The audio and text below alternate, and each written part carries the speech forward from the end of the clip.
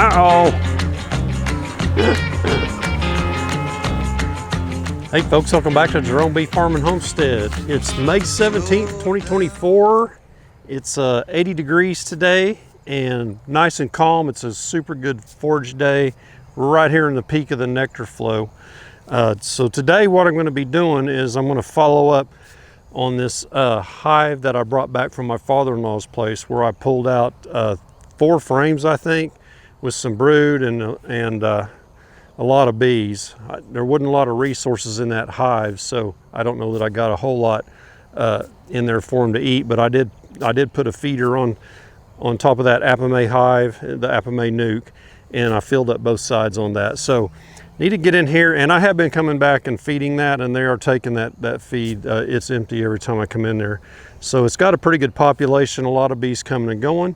So we need to check on that and make sure they're pulling down queen cells, because that's a queenless split. So it's been a week. They should be pulling down queen cells, making them a new queen. So that's what we need to check. And if they're not, it's possible that I got the queen from that hive. And if that's the case, I need to go out western Oklahoma and make sure they're pulling down a queen there and that they requeen okay out there. Or I could take a queen back, whatever. Anyway, let's get in there. And also I'm going to upgrade that to this Apame wood box conversion that I did the unboxing on. So if you didn't see that, go back and check that out. You can see how I put it together, how all the parts work.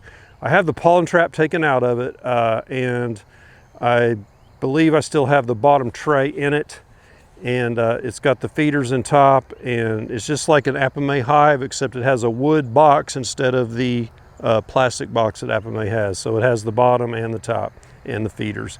So I'm going to transfer them into that and get them out of that Apame nuke, so I can use that Apame nuke for another split if I need to.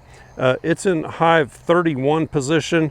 I need to start after this. All the hives you see with bricks on them are queenless hives that I made queenless, and I need to, it's time to start following up on those and make sure we have laying queens in there, that they got mated and they come back. At least look for a queen if I don't see one. It may be a little bit early, but I think it's been 3 to almost 4 weeks since I pulled those splits and done that. So let's get started on this. The sun is setting, as you can see. Don't have a lot of time, and get that thing changed out and swapped over and see how they're doing. Let's get it going. Okay, here's our Apame hive with the Fort Cobb, Oklahoma queenless split. You can see there's some good activity out there on the front. There's quite a few bees in the split, so I made sure they had plenty of resources.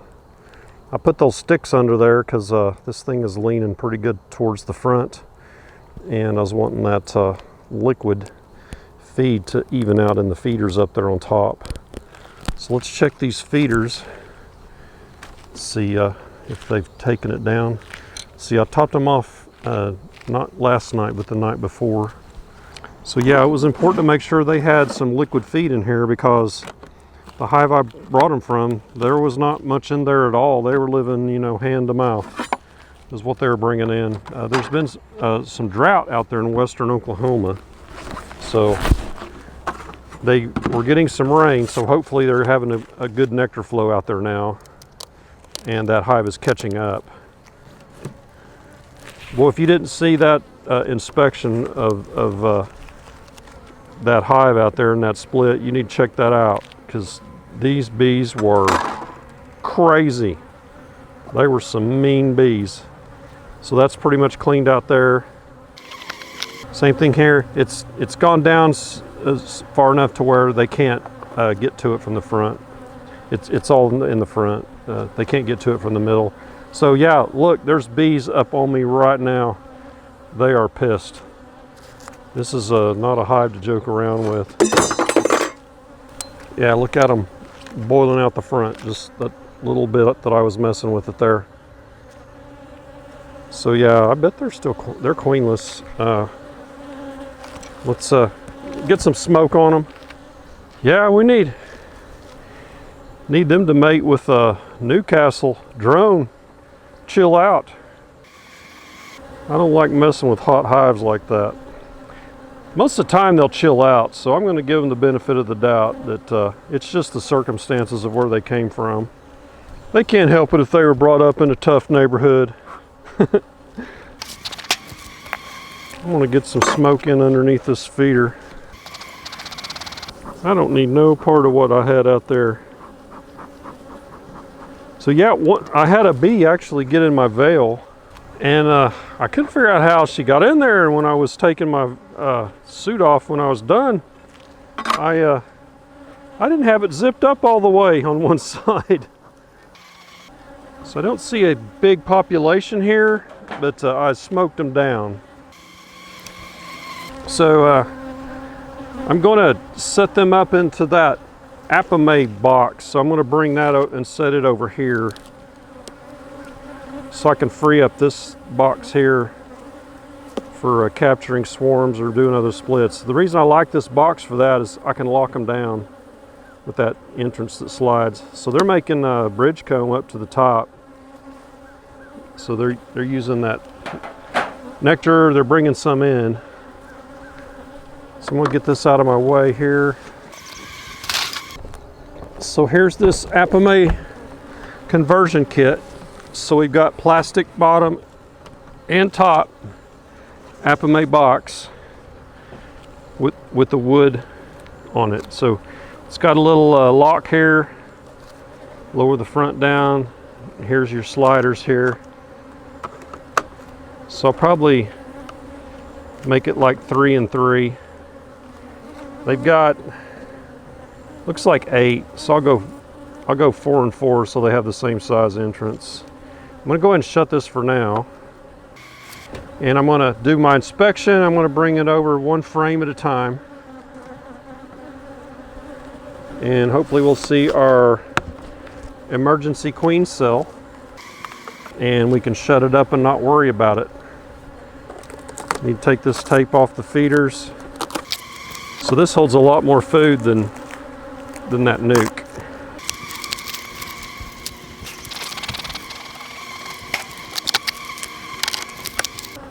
Let's make sure our feeders are oriented correctly for liquid. They are.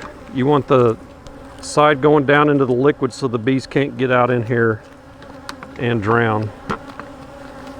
When it's and it's marked on here, it says candy and syrup, so you know, and an arrow so you know which way to have it turned. So, oop, this side's messed up. That needs to be turned around. They were all set for syrup except that one. Good thing I caught that. So we'll set these aside so we can move our frames over into this. Give you a shot of what this looks like. If you haven't seen the unboxing on this, go check it out as prior video. So you can see there, I have it set up as a screen bottom board. The pollen trap's not in it. And I have the little insert in there to block off where the pollen trap handles are to pull it in and out. And I do have the bottom tray in. So you could put oil in that bottom tray for varroa and small hive beetles. So if they fall down in there, they'll drown in like vegetable oil. Okay, give them just a little bit of smoke. They seem to have chilled out. It's like they just had a few guard bees that are upset. We'll see how they do when I pull a frame out of there. So I think 4 of these frames are from the original hive. And these 7 frame nukes, they fit tight with 7 frames. So if you've got any propolis on your sides of your frames, you need to scrape that off before you try and use one of these. Otherwise, you're not going to get your 7th frame in there. And you need a J-hook tool to get them out. So this first frame, I'm hoping to see some liquid on it. And I do. It's got quite a bit of liquid in it, so that's good. That tells me they're taken down from that feeder and they've got food, carbs, Pollen they got to go get themselves. I haven't given them any pollen, and they may have had a little bit of pollen in here from the mother hive. So that's one thing we needed to check for here, was make sure they had food, and they do. So we don't have to feed them real heavy. I'll probably just fill one of these feeder on this new box because it's bigger. Okay, I got liquid on this side. I don't want to lay these over too far because I'll start spilling liquid. Same thing here, and pollen. So they got everything they need. They got carbs and protein. So now we'll get into some of their brood frames. So this is where we ought to start seeing where they pull down a queen cell from a young larva or an egg. And I made sure they had that in there. So now we're looking for queen cells.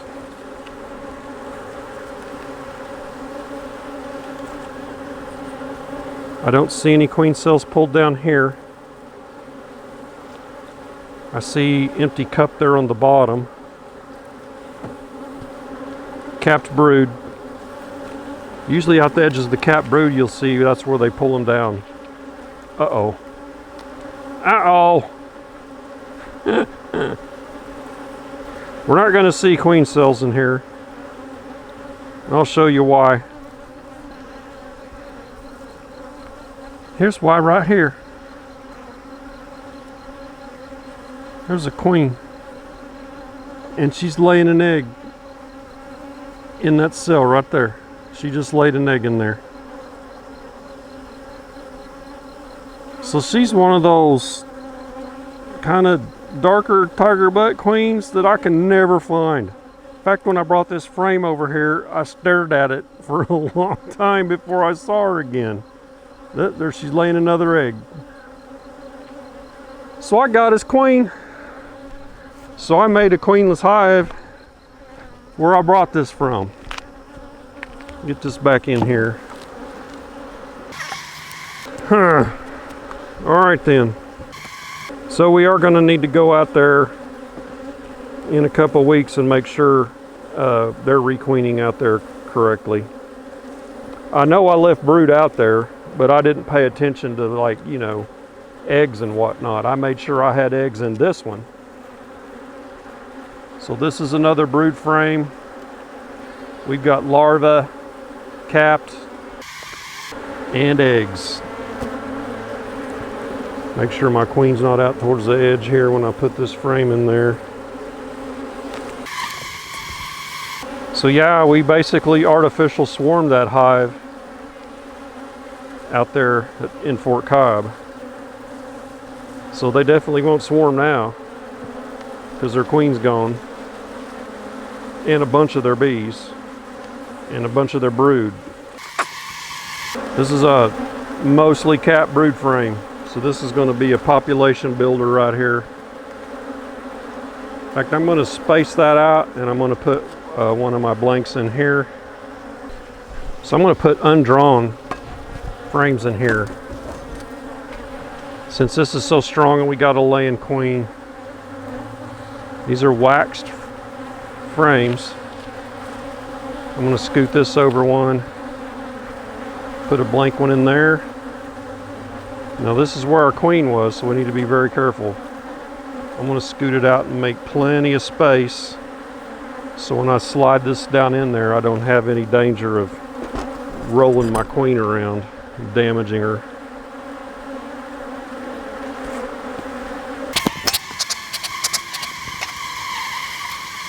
So this was 7 frames. I added 2, that's 9. I'm going to add 1 more right here.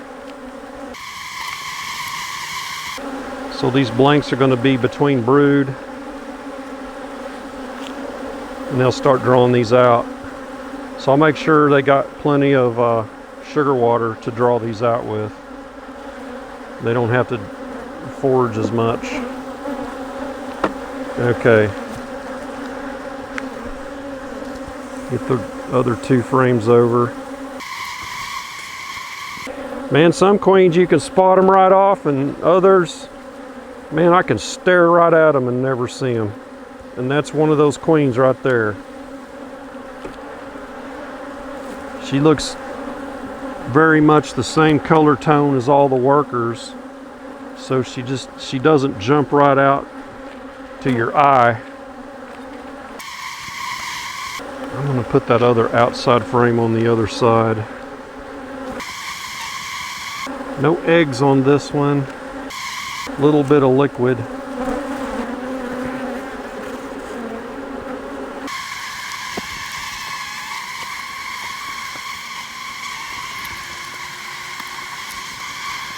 So I'll put the side with the most liquid to the inside. So I basically flip this around 180. This frame right here. So this queen, I think this is her second year because they requeened last year, mid-year.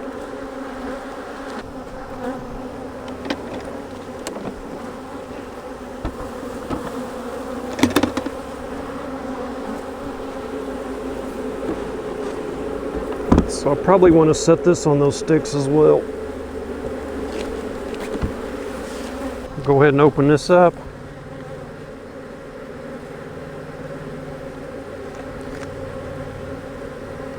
And they'll start going in and out there pretty quick. Quite a few bees in here still. So I'll give this a good shake.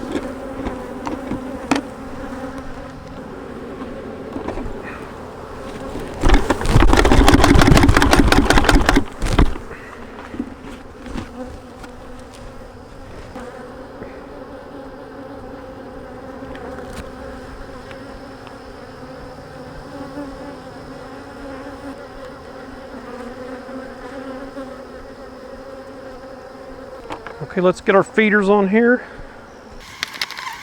So to have this completely full with 2 of these feeders, there's not enough population in this to support all that liquid.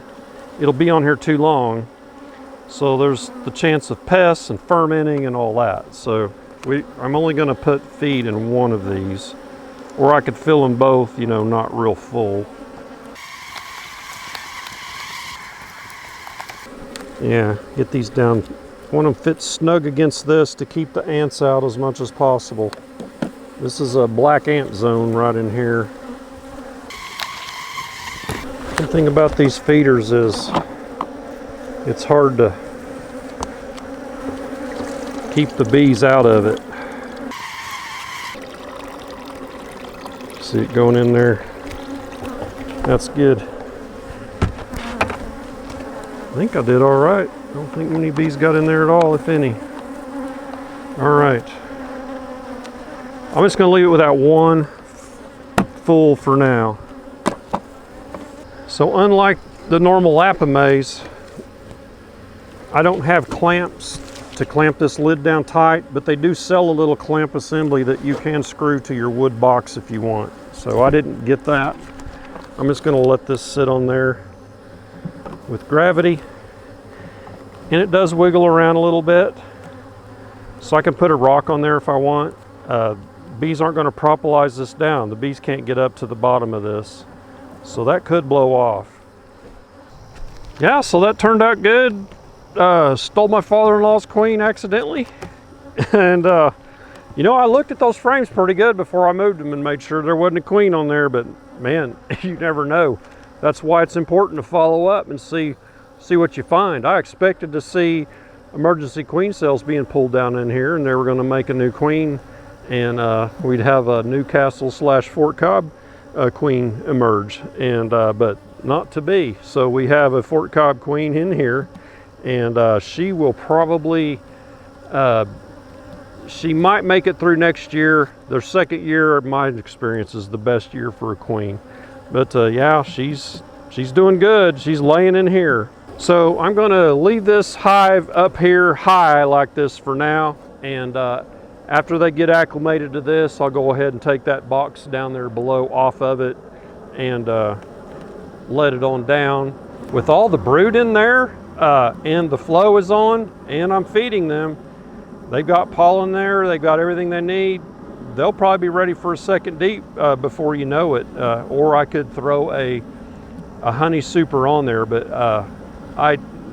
as in a single deep and a super, but I don't think I'll do that. I'll just let them get through this year, get built up, and I may just overwinter them in this single deep, or I may go ahead and add them a deep. Depends on how much they get built up going into July and August, and see how they're doing at that point. So that's the end of the video. Give me a thumbs up, and don't forget to subscribe on your way out. We'll catch you on the next beekeeping video. Y'all take care.